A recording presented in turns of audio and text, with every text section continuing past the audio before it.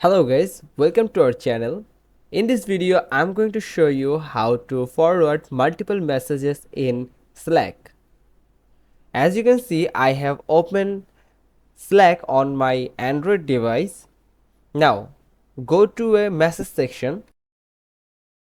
Now, send a message that you want to forward.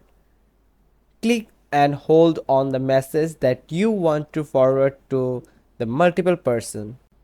Now you can find here various options available for you between the get notified about my replies and copy link to message. You can see forward messages. Now type here the conversation or person you want to forward this message like this and click on the send button at the top right corner. Here you can see the message has successfully forwarded to another conversation. Let's forward this message again.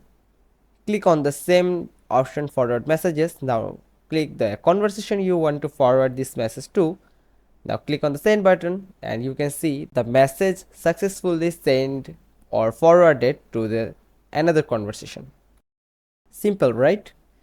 By these steps you can forward multiple messages to the multiple conversation or person. That's it.